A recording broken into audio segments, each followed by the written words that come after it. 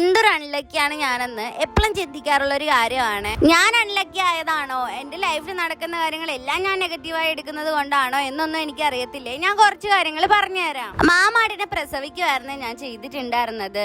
അമ്മ ചോദിക്കുകയാണെങ്കിൽ ബാക്കിയുള്ളവരൊക്കെ മുട്ടയിട്ട് വിരിയിപ്പിക്കുവാണോ എന്ന്.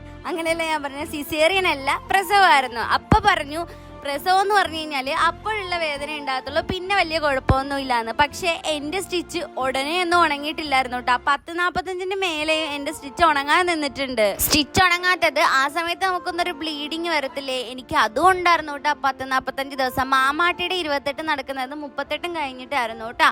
അന്നും ഒക്കെ എനിക്ക് ഈ ബ്ലീഡിങ് നന്നായിട്ടുണ്ടായിരുന്നു. എന്നെ കാണാൻ വന്നവരൊക്കെ പറഞ്ഞത് അവർക്കൊക്കെ 2 ആഴ്ചയൊക്കെ ഇങ്ങനെ നിന്നിട്ടുള്ളതെന്നാണ് കേട്ടോ.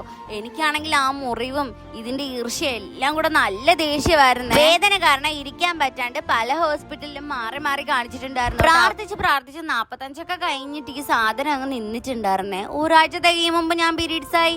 സാധാരണ എല്ലാരും എങ്ങനെയാ വരുന്നതെന്ന് വെച്ച് കഴിഞ്ഞാല് 6 മാസത്തിനും 1 വർഷത്തിനും ഒക്കെ ശേഷമാണ് എല്ലാവരും പീരീഡ്സ് ആവുക. അങ്ങനെ പ്രഗ്നൻസി കിട്ടേണ്ട ഒരുമാതിരിപ്പെട്ട എല്ലാ പ്രിവിലേജും എനിക്ക് നഷ്ടപ്പെട്ടിട്ടുണ്ടായിരുന്നേ.